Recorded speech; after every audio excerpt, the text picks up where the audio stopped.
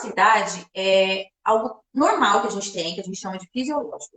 Então, a gente divide muito a ansiedade fisiológica de ansiedade patológica. A ansiedade fisiológica é aquela ansiedade normal que todos nós temos, tá? A gente nasce com ela. Ela, na verdade, existe para nos ajudar em situações de perigo, em situações de alerta, né? Então, é assim, quando vai acontecer alguma coisa, ela dá aquele gás, aquela energia para a gente. Então, essa é a ansiedade fisiológica, é a normal, a natural que a gente nasce, que a gente tem e que a gente vai ter para sempre. Aí, quando essa ansiedade começa a aumentar, ela vai ficando exacerbada, e aí ela começa a trazer alguns sintomas desconfortáveis para a gente, né? Então, essa preocupação que a gente tem com alguma coisa, que é normal a gente se preocupar, ela começa a ficar excessiva. A gente começa a se preocupar demais.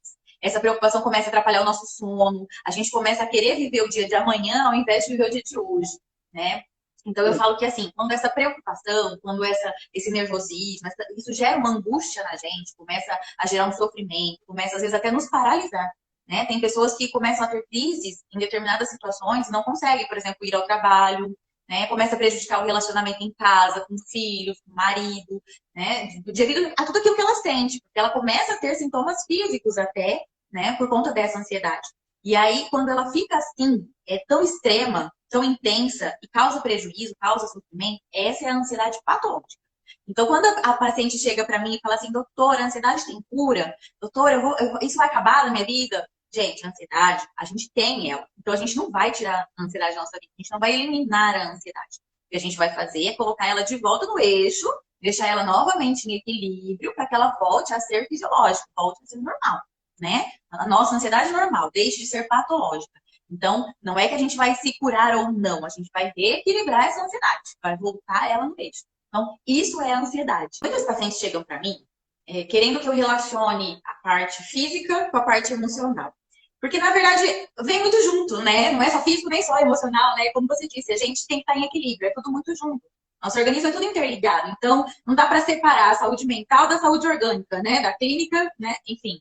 E eu abordo muito isso no consultório. Inclusive, a minha abordagem do paciente não é só uma saúde mental focada no cérebro, né? Funcionamento cerebral, funcionamento de emoções. Como eu prezo muito nesse sentido de que a gente é um organismo funcionante em conjunto, a minha abordagem, às vezes, as pacientes até estranham. Porque quando elas me trazem, por exemplo, esse tipo de queixa, onde tem a queixa física e a queixa emocional, e aí eu peço alguns exames, algumas estranhas, eu falo, mas eu vim aqui para fazer exame, né?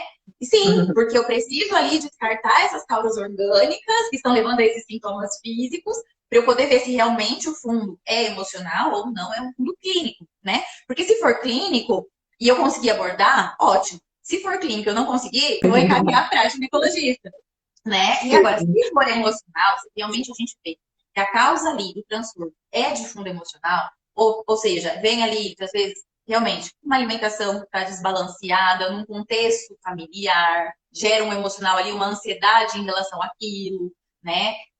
Como você disse ali, dos vários fatores de risco, e a gente vê que elas chegam, para a parte emocional, elas chegam queixando assim, eu estou muito ansiosa. Eu aumentei as minhas crises, eu estou tendo mais crise de ansiedade, eu vou deitar para dormir, não consigo dormir, fico pensando em tudo que eu tenho que fazer. Então, assim, aqueles pensamentos acelerados, um atrás do outro, né? Aí não pega no sono, demora para dormir, no outro dia acorda o quê? Irritada, de mau humor. Então, elas queixam muito disso. Dificuldade de dormir, irritação, mau humor. Uma coisinha assim, vira uma coisona. Às vezes, alguma coisa que o marido fala já vira discussão, né? Às vezes o choro do filho já deixa ela irritada, né? Então tem muito isso, elas queixam disso, doutora, olha, a minha vida tá um caos, porque tudo para mim saiu do eixo, é como se ela tivesse fora do eixo mesmo, como se ela visse que ela tá no mundo errado. Já teve uma paciente que virou para mim e falou assim, doutora, eu acho que eu tô no mundo errado, porque tudo para mim tá desandando. Eu estou muito nervosa, estou muito irritada, e quando eu percebo, eu já fiz, eu já falei, né? Então tem muito disso. E elas queixam também, nem você falou da síndrome metabólica, né, da obesidade, elas queixam muito de estar ganhando peso por estar descontando no alimento uma ansiedade que vem exatamente no período pré-menstrual. E a gente comenta muito de vontade do chocolate, né? Mas assim, acabam descontando em outros alimentos também, acabam ganhando peso. Então, esse emocional fica todo assim comprometido, vira uma bagunça e fica cíclico, né? Uma coisa vai puxando a outra ali. Então, eu vejo muito disso no consultório nesse sentido, de parte emocional, é isso. Eu até brinco, quando uma paciente chega numa primeira consulta comigo, eu já pergunto assim, você veio com tempo? Porque vai ser uma conversa demorada. Eu preciso te conhecer, você vai me conhecer, é nosso primeiro momento. E isso tem que ser realmente individualizado. É nesse momento que a gente vai tirar todas as informações dessa paciente, da carga que ela traz da vida dela, dessa história dela, para a gente saber o que é que pode estar levando a ela ter essa queixa que ela me procurou. No caso, no seu caso, ela te procurou, né? A queixa que fez ela buscar uma ajuda tem um fundamento. E de onde vem isso? Né? Então, é através dessa conversa que eu consigo ir pontuando. E aí, individualmente, porque assim, todo mundo tem, a grande maioria da mulher tem TPM. Tá, mas a TPM minha não é igual à sua. Eu sinto uma coisa, você sente outra.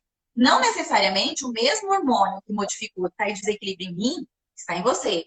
Então, isso tem que ser muito bem avaliado, muito bem visto, né? E a partir dessa avaliação personalizada que a gente faz, cada paciente nossa é única e é extremamente importante para a gente, né? Com A gente certeza. valoriza esse momento que a gente tem ali, porque eu sempre falo que o mais prazeroso para nós é quando a gente vê um paciente melhorar. E para isso, eu sempre oriento que é o seguinte: não vamos depositar todas as expectativas numa medicação, por exemplo, quando eu prescrevo, né? Eu avalio todo esse contexto da minha paciente, porque às vezes ela não precisa da medicação. Mas se ela precisar, ok. Eu sempre oriento o seguinte: se a gente está nessa vida para viver bem, para a gente ter qualidade de vida. Se a nossa qualidade de vida está prejudicada, eu tenho que buscar ajuda. Quando eu busco ajuda, eu tenho que aceitar receber essa orientação que a ajuda está me dando, né? E aí, por exemplo, a gente prescreve uma medicação ali. Ah, mas eu não queria tomar remédio. Nem sempre eu prescrevo uma medicação e eu falo é só a medicação. Na verdade, eu nunca faço isso. Quando eu prescrevo a medicação, eu falo a medicação vai te ajudar. Mas você tem que se ajudar, né? Que seria como? Vamos lá, hábitos saudáveis. Então, quando a gente come, eu brinco muito que se eu pôr porcaria para dentro, o que eu vou querer ficar? Eu vou ficar uma porcaria. Então, a gente tem que comer bem, tem que ter qualidade na nossa alimentação, né? E quando eu falo isso, eu não estou falando que tem que fazer aquelas dietas mirabolantes. Não, gente, tem que comer comida de verdade, né? Abrir menos pacotinho e descascar mais, vamos falar assim, né? Tentar Uhum. preparar. Eu sei que a gente vive numa correria, mas se organizar, a gente tem que ter organização, tem que ter rotina. Isso ajuda a gente a aliviar a ansiedade. Quando a gente traça uma rotina, quando a gente se planeja e se organiza, isso já alivia a ansiedade, porque a gente já tem ali um norte para seguir, né? Então vamos lá. Se organizou, se programou com a parte alimentar, vai estar comendo legal.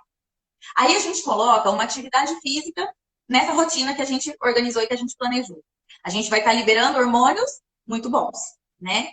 Então, quando eu falo da alimentação, por exemplo, eu sempre oriento o tipo de alimento que essa pessoa vai comer, que é rico em triptofano, que vai melhorar a serotonina, que vai melhorar o bem-estar, né? Eu também oriento a atividade física, vamos liberar lá dopamina, vamos liberar endorfina, né? Que também vai gerar o quê? Prazer. Então, tudo isso também nos acalma, né? Quando a gente tem prazer, quando a gente fica mais satisfeito, né? Com a nossa rotina, com o nosso dia a dia. Então, existem meios mais naturais, sem ser medicamentosos, para a gente estar seguindo. Junto disso, a gente pode aí estar colocando uma psicoterapia, né? Por que não fazer terapia? Eu acho muito importante, né? A gente se conhecer e a gente saber como corrigir comportamentos, né? Isso, o trabalho com psicóloga é primordial nisso, né? E aí, se existe a indicação da medicação, pontuar a importância dessa medicação para ela e a responsabilidade da medicação naquela porcentagem que ela tem, né? E aí a pessoa fala, ai, doutora, mas eu não queria tomar remédio. Muito preconceito quanto à medicação, principalmente psiquiátrica, tá? Sim. E também, claro, a gente tem hoje em dia o conhecimento que quanto menos remédio, melhor. Claro que, se existe a indicação do medicamento, então eu preciso dele, né? Eu sempre falo assim, gente, eu tô mal sem o remédio e eu tô bem com o remédio. Eu quero viver mal ou eu quero viver bem? Então, vamos viver bem com o remédio? Pelo menos nesse período que eu estou precisando. Pode ser que conforme as coisas forem voltando ao equilíbrio, voltando do eixo, a gente consiga reduzir a medicação e às vezes até tirar essa medicação, né? Tudo vai depender da evolução dessa paciente que a gente vai estar acompanhando. Então, assim, eu acho muito importante que a paciente procure essa ajuda e procure um profissional que dê esse suporte para ela nesse sentido, de enxergar esse contexto todo, né? Orientar os hábitos de vida, as mudanças na rotina. E aí a gente tem a parte do sono, né? Que elas queixam que, eu fico pensando ali durante a noite, na hora que eu vejo já amanheceu e eu não dormi, e aí fica irritada, fica ansiosa no outro dia. Então, também a parte do sono, sempre oriento, higiene do sono, né? As telas, tem todo um contexto aí de meios que a gente pode estar melhorando na nossa rotina, no nosso dia a dia. E aí, se precisar, já corrigindo tudo isso da medicação, por que não? Se ela está sendo indicada por um profissional, se naquele momento pontual tem a necessidade, trace com esse profissional um planejamento de tratamento. Né? Esse profissional pode estar orientando, olha, talvez por tanto tempo, a nossa expectativa com a medicação é essa, vai começar a fazer efeito nesse período, né? Vamos tentar ver se você chegar até lá melhorando, a gente pode tentar reduzir. Então tem tudo isso. Se Assim como curtiu o vídeo, dá um like e compartilha. E não se esqueça de se inscrever no canal para não perder nada que eu vou trazer aqui.